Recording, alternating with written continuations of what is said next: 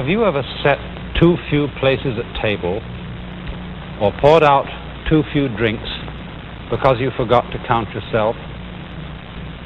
Funny, isn't it? Oneself is the closest thing to you, and yet just because it's so close and your eyes don't look at you, you're difficult to see. And sometimes you forget yourself. You know, there's a strange way in which obviousness conceals things. I've often been struck by the fact that some of the very greatest discoveries that man has made have been occasions when he suddenly noticed something that was staring him in the face all the time. And when we see it, we say, good heavens, why didn't I ever see that before? There it was, right under my nose, and I never noticed it. Oh, this sort of thing happens, I suppose, every day when you lose your glasses and you go around all over the house looking for them, and then suddenly they're on your nose.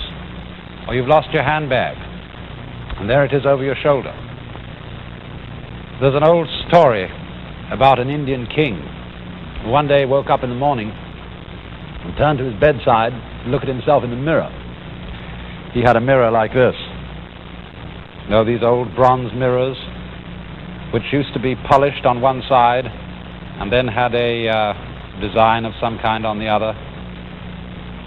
And here he was with the mirror beside his bed, and he was kind of bleary-eyed in the morning, and he picked it up and looked into the wrong side. And he said, "Where's my head? I've lost it." And he summoned all his attendants and started running around all over his apartment looking for his head. And when the attendants arrived, they said, "But your majesty, O king, live forever, it's still on your shoulders. You looked in the wrong side of the mirror." And that story is told as an illustration of what is, after all, the greatest theme of Indian philosophy: the recollection or remembering of something that mankind as a whole seems to have forgotten. I was talking a moment ago about great discoveries of benefit to the human race, how there are things that might have been obvious all the time. Supposing there was a very greatest discovery, something that would really set the heart of man at peace, and it's the most obvious thing there is, and nobody is noticing it at all. What might it be?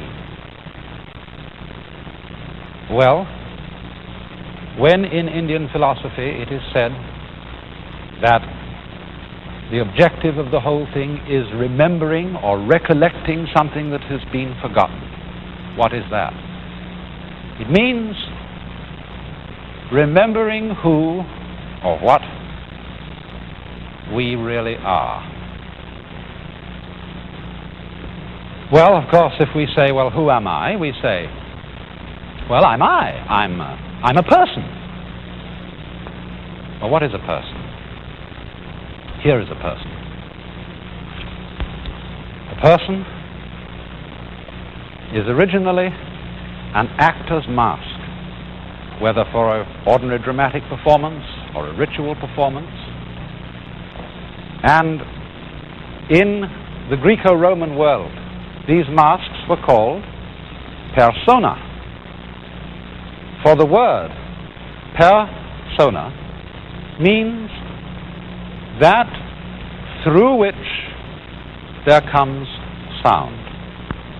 And those old masks, as they were made for the Greco-Roman stage, had mouthpieces that were shaped like a megaphone, rather wide mouths. And so, because those mouths emphasized the sound, persona became the name for a mask. And this use of the word still survives when you look in the title pages of a play and you see a list called Dramatis Personae, the persons of the drama. Because this was originally a list of the masks that the actors were going to wear. And so isn't it strange that the word person, which originally meant a mask, has come to mean what we really and truly feel ourselves to be. And this is perhaps a very, very significant confusion. For after all, what one is as a person, that is to say as a mask, as a part in a play, is what we nowadays call one's role. And we are such, aren't we, that we very much depend for our personal security and our social security. We very much tend to fix upon and identify ourselves with certain roles. Now, I think one of the best illustrations of this is when you go to a party and you're meeting a lot of strange people. When your hostess introduces you to each other, she always gives some little indication in her introduction so that another person can identify your role. She says, "Oh, I do want you to meet Mr. Smith. Mr. Smith is a painter. I do want you to meet Mr. Jones. Mr. Jones is a banker."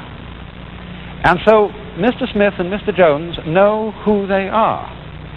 But what they know is not exactly who they really are. They know what roles they play in society. And by knowing their roles, they are able to converse with each other without difficulty. You have, in other words, a starting point for conversation. Oh, it may be something so trivial. Oh, I do want you to meet Mrs. Dokes because she comes from your home state. And then immediately the conversation can begin quite easily, talking about one's hometown or home state. And in this way, you know, you can talk with people without ever really meeting them.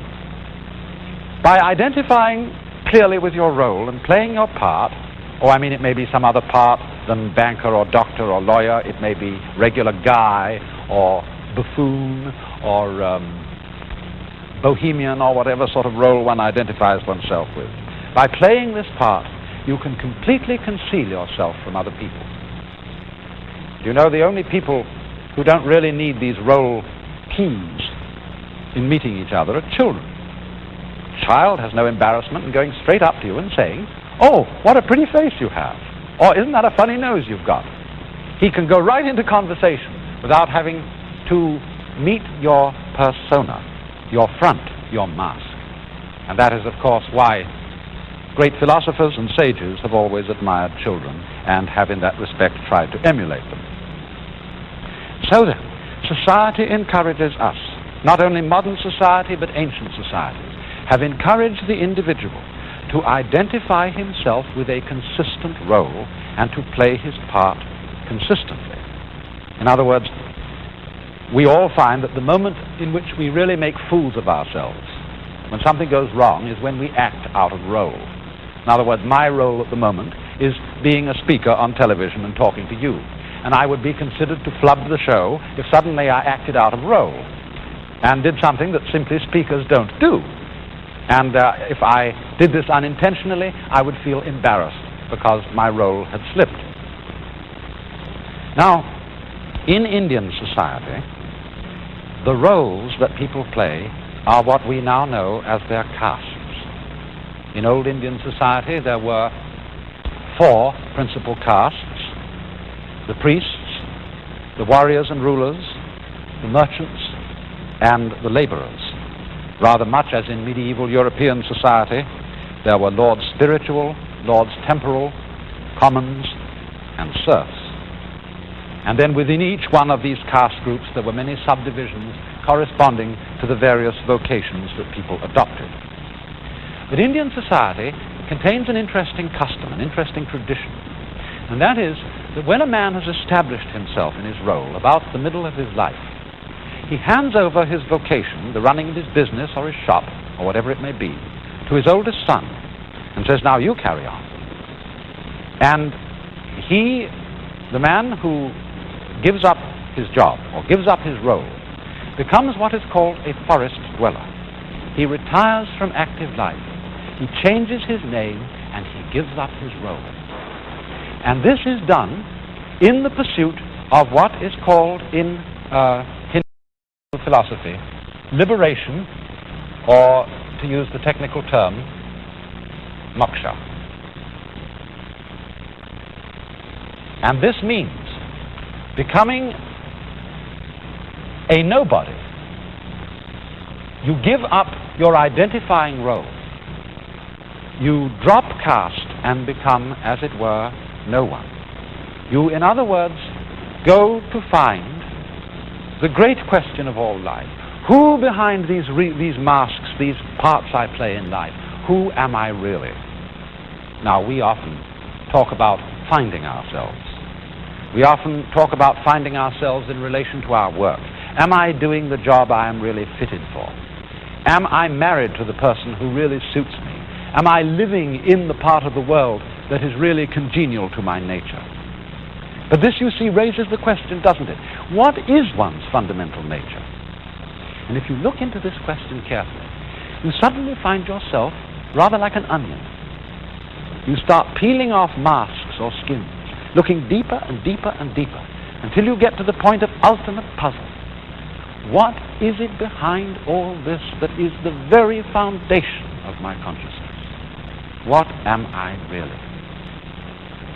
And in Hindu philosophy, the answer to that question is always, behind all the many masks of the world, be they masks of men or masks of animals or plants or stars or mountains, there is one actor. There is the supreme self of the universe, which is called Brahman. Brahman, in its personal form Brahma, but Brahman is the name thus accorded to the one actor playing all the different personae or parts. And the deepest self in man, the one who is under all those onion skins really us, is called Atman, meaning the self. And the great formula of Indian philosophy is Atman is Brahman. You are not really this role, this mask, whether it be the social mask or the mask of skin over one's body. What you are fundamentally is the Brahman. And so comes this formula which sums up the whole inner doctrine of Hinduism. Excuse me, I've started to write it the wrong way. We'll begin over here. Tat. That means that. Tvam, thou, asi, art. That thou art, or in ordinary English order, thou art that. The very word that in English is, I think, originally from this Sanskrit expression, tat. And this is, in a way, the best word that can be used for the underlying reality of the world. And perhaps I can try and explain to you why. Now, you know, when I was in my teens, I first became interested in this. And I very much fervently wanted to realize what it would be like to experience the whole world as a unity, and myself as being involved in that unity, of being it, of being the one self which is all. And at first I thought, well, I suppose this is a state of consciousness which, if one realized it, all the distinctions and outlines of things would disappear. And the whole world would kind of go blah into a great sea of cosmic jello like this. Or else, I thought perhaps that it wouldn't be quite like that, but maybe everything would become suffused with a kind of omnipresent interior light, something like this. And, but I couldn't make it happen that way. And you know, it was strange. There was one thing in my experience, I was living in London in those days, which really stuck in my craw. One thing that I just couldn't make disappear into this jello or this infinite continuum of the one ultimate reality, the true self behind everything. And that happened to be a London taxi cab. I wonder if you've ever seen a London taxi cab. They used to look like this.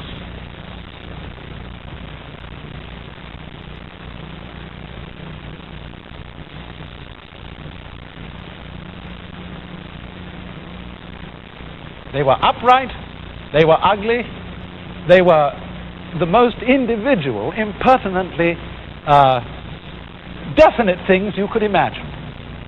And I could not make these silly gadgets, which I saw all around me, disappear into the one. And suddenly it dawned on me one day that to see the unity behind life, things don't have to merge into jello. They don't have to become suffused within a light. I saw it with that taxicab. I saw that taxicab, by being the very upright, impertinent, stupid-looking thing that it is, precisely as taxicab, it manifested the one underlying reality. In other words, this is not a question of imposing upon the world of differences some abstract conception of unity in your mind. You don't have to go around saying to yourself, now, don't get fussed, don't be disturbed, be at peace, all things are fundamentally one. You don't have to do that at all. You have to see the secret, that it's the very differences of things, the very individuality of things, their prickly personal reality that manifests, that shouts out, that advertises the underlying unity. You remember perhaps that in a previous program I was talking to you about the contrast of figure and background. And we saw what happened to my figure when the background disappeared. And we were getting from that the idea that it's precisely the difference between the figure and the background that makes us able to see both the background and the figure. There is, in other words, a hidden unity underlying these contrasts. And so then, it is through seeing the fact that the differences themselves are the unity that we come to an inward, clear realization of, after all, the thing that we've forgotten.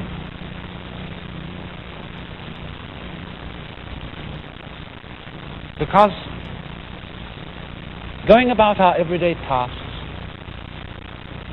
involves constantly focusing on the details of things, focusing on the contrasts and the differences between them. And so in this absorption, in dealing with the difference aspect of the world, we simply forget, we overlook the unity aspect of the world, which the very differences so clearly proclaim. So then, if we know that the differences reveal the unity, then we see that what we really are is tut, that, it. So what? Does it make any difference? Does it make anybody any happier to understand that behind all the differences of life is a unity which each one of us is? Well, it does, doesn't it, in this way? If you really know this, you come to a point where nothing can faze you. For you know that you aren't anymore just the fragmented individual. You know that what you are deep down at the very center is something beyond time and change, the eternal Atman, the self of the world. Now, of course, that just doesn't mean that you become, insensitive. It doesn't mean that you go beyond human emotions, that you're no longer ever afraid, no longer sad, no longer loving other people because you see it's all one, and so it doesn't make any difference. It's not like that. In Buddhism, they say, our object is not to make stone Buddhas, but living Buddhas. A stone Buddha is a symbol of what we might call an ultra-stoic, a person who so represses his fears and his emotions that he doesn't have any left. And they say, well, if that's your idea of a sage, a rock will do just as well. It doesn't mean that. It means rather that you're no longer afraid of being afraid. You're no longer afraid of grief, of pain, of being sensitive. You're no longer afraid, in other words, to go into life with total zest. In other words, when we say you're not fazed by anything, it means you don't block. Blocking, you know, is always difficult to overcome. Just about the time of year when we have to do a lot of figuring, say, to work out our income tax. Don't you notice sometimes when you're adding columns of figures that there are certain combinations, like it may be 9 and 7 or something like that, at which you block? And this annoys you. Every time you reach this combination, you think, oh, yes, 9 and 7 is, 1, 2, 3, 4, 5, 6, 9. Yes, oh, 13. And you block. 9 and 7 aren't 13 anyway, you see. You see how it is. Well, anyway, what happens?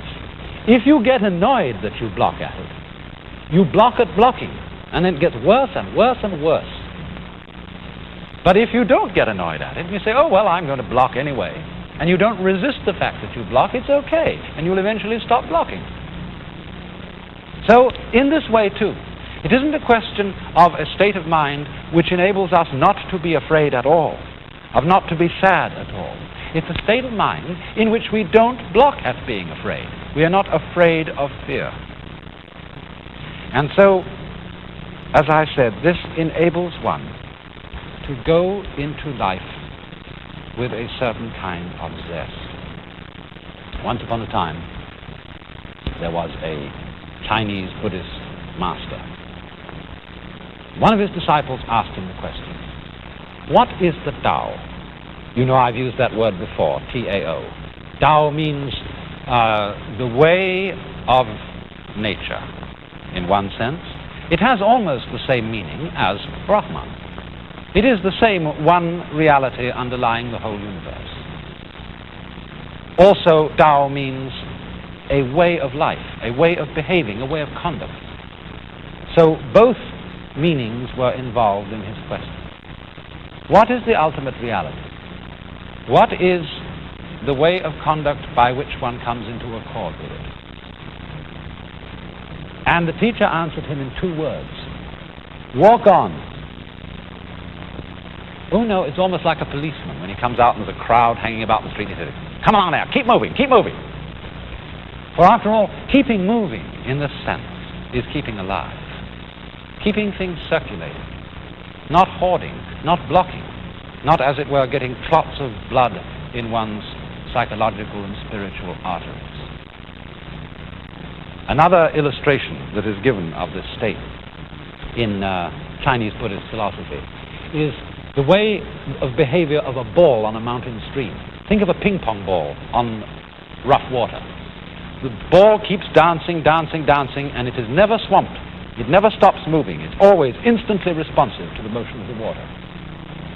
And so in this way, when we are living, to be able to go straight into things without hesitation, without blocking.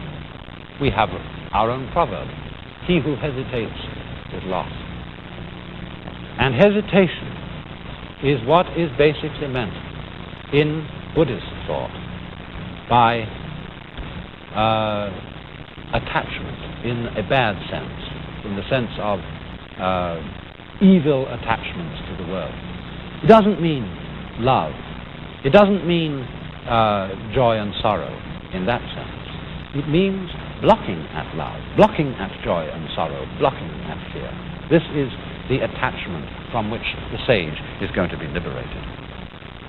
And so, in his answer, walk on, keep going. You know, sometimes you wake up, maybe Monday morning, and you think of the week coming up, and all the chores you've got to do, and right as you wake up in bed, you feel this fundamental block to going any further. You think, oh, I wish time wouldn't go on. I'd just like to lie here and let it stop. I don't want to face it. The longer you lie that way, the more and more difficult it becomes to wake up. And you know, the answer that's given to us over and over again is just get up. Don't think about it. Move. Walk on. For the moment one moves into it, the problem becomes simple. It's only when you stop to think about it that it's difficult. I referred in a previous program to that astonishing gentleman Bodhidharma, the sage who's supposed to have been one of the people who introduced Buddhism from India into China. Let's look at a picture of Bodhidharma again. Here he is in rather an odd form.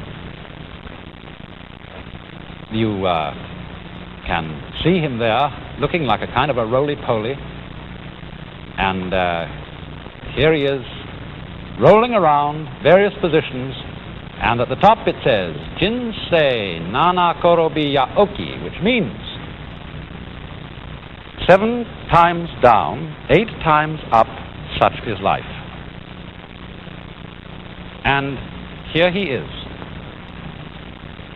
the doll that can never be phased, because he's not afraid of yielding. Whichever way you knock him, he always comes up again.